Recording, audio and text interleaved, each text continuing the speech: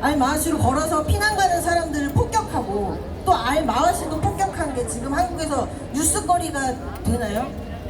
칸 유니스랑 자발리아, 슈자이에 난민촌을 계속 폭격하고 피난민들의 천막을 폭격해서 사람들을 산채로 불태우는데 이게 지금 뉴스가 되나요? 하나하나 너무 끔찍하고 너무 중요한 소식인데 압도될 만큼 양이 너무 많습니다. 그리고 멀리서 듣기에는 반복되는 소식으로 들립니다. 저번 뉴스 아니야? 거기 맨날 그러냐? 거기 아직도 그러냐? 하고 오히려 듣는 사람들이 더 무뎌지게 하는 것도 같아요.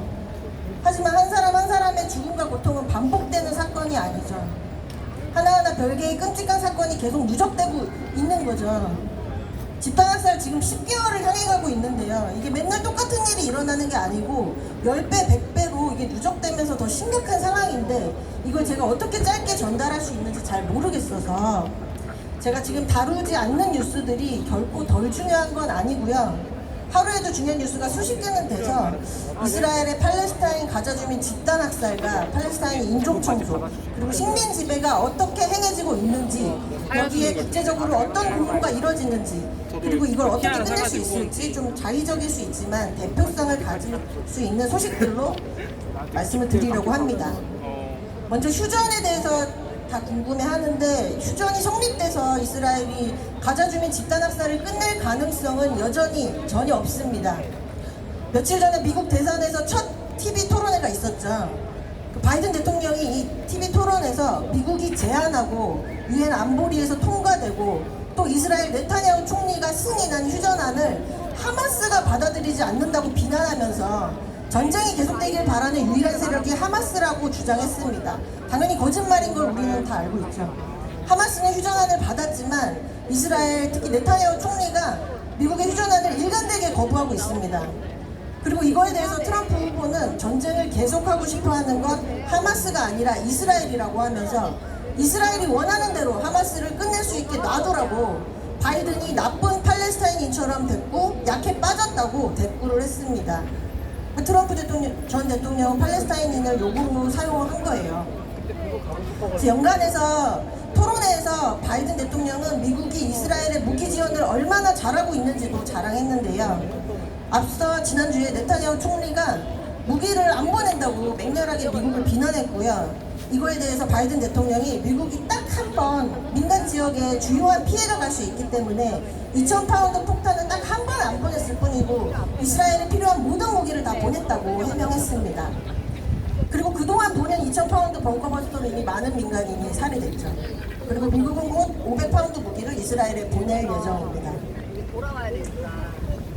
이스라엘이 수시로 가자 주민을 대량 체포해서 벌거벗겨서 이스라엘 내 강제 수용소로 끌고 가고 있는데요. 이 강제 수용소에서 가자 민간인들이 어떻게 고문당하고 성폭행당하고 살해당하는지 이미 다 보도가 됐습니다. 돌아온 가자 주민들이 증언하고 이스라엘 점령군 내부 고발자들이 폭로해서 그 잔악한 실상을 BBC나 뉴욕타임즈 같은 친이스라엘 국제 언론들조차 보도하고 있거든요. 근데 물론 축소해서 보도하지만 그리고 사실 이스라엘은 강제 수용소를 숨기지도 않습니다. 이스라엘 TV를 통해서도 일부 잔악 얘기는 시청할 수 있습니다.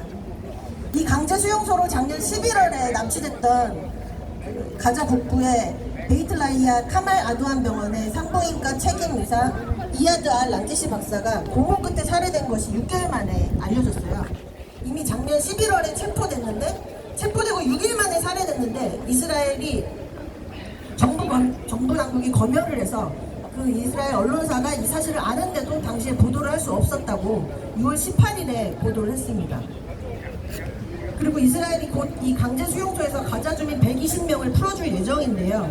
강제 수용소가 너무 붐벼서 자리가 없어서 더 추가로 사람을 잡아들이기 위해서 사람을 풀어준다고 합니다.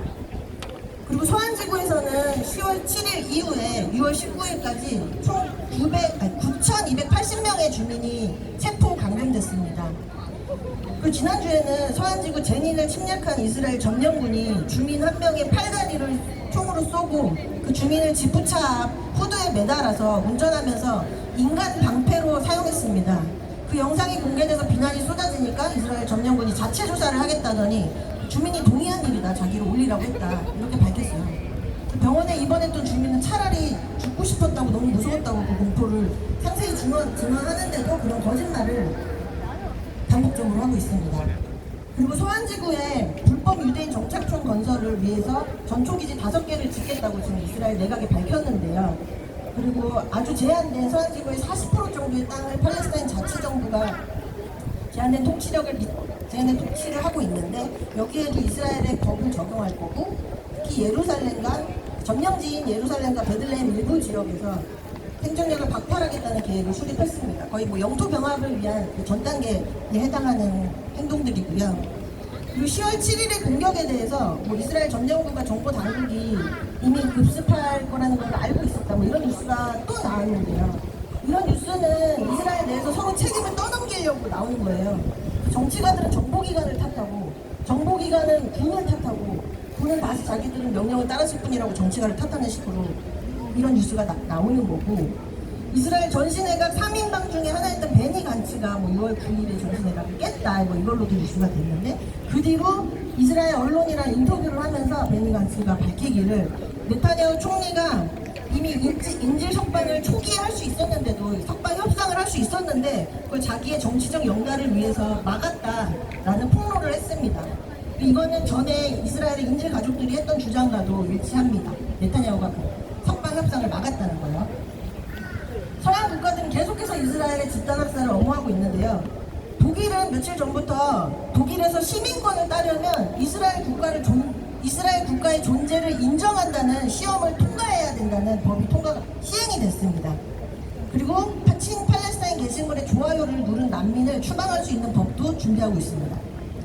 영국은 국제형사재판소에 체포영장이 신청된 이스라엘 총리와 국방장관을 도와주기 위해서 국제형사재판소에는 이스라엘에 대한 관할권이 없고 하마스에 대해서만 있다는 법률 의견을 제출했습니다.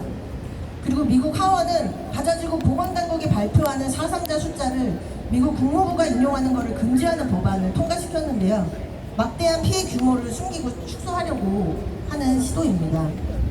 그리고 이스라엘은 레바논을 가자지구처럼 초토화시킬 수 있다면서 전선 확대를 끊임없이 예고하고 있습니다.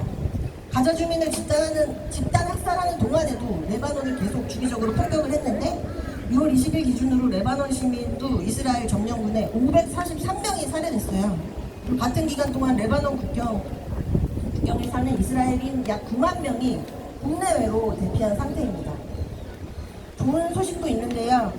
노르웨이 연기금이, 한국으로 따지면 국민연금공단 같은 곳이 팔레스타인인 인권 침해에 기여하는 굴착기 업체 캐터필러에서 투자 철회를 한다고 발표했습니다.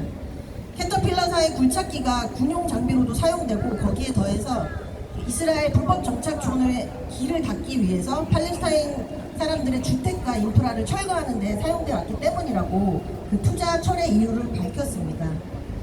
그리고 국제사법재판소에서는 남아공이 제소한 이스라엘이 집단 학살을 자행 중이라는 재판이 계속되고 있는데, 여기에 쿠바도 남아공을 지지하는 대열에 합류를 했습니다. 쿠바 이전에는 공식적으로 남아공을 지지한 국가들이 니카라과, 콜롬비아, 리비아, 몰디브, 이집트, 아일랜드, 벨기에, 터키, 칠레 이렇게 있었고요. 마지막으로 1월 29일에 살해됐던 6살 힌드 라잡 기억을 하시나요? 어떻게 살해됐는지 정확히 상세히 밝혀졌는데요. 차에 타고 있던 가족들이 이스라엘 점령군의 탱크에 모두 살해됐고, 혼자 살아남아서 3시간 동안 구급대한테 전화를 걸어서 통화하면서 무섭다고 빨리 구하러 와달라고 막 읍소를 했는데, 구급대가 이스라엘 점령군의 허가를 요청하면서 힌드의 위치를 알립니다. 그래서 3시간 뒤에 점령군한테 진입 허가를 받아요. 근데 그 점령군이 운전 경로를 다 구체적으로 지정을 해서 허가를 냅니다. 그래서 그대로 따라서 구급차가 진입을 하니까 이스라엘군이 바로 구급차를 폭격했고, 구급대원 2사람이 뼈도 다 남기지 못한 채로 즉사했어요. 그리고 그 폭격당하는 소리를 힌드가 혼자 들었고요. 그 소리를 듣고 출혈을 하면서 혼자 죽어갔습니다.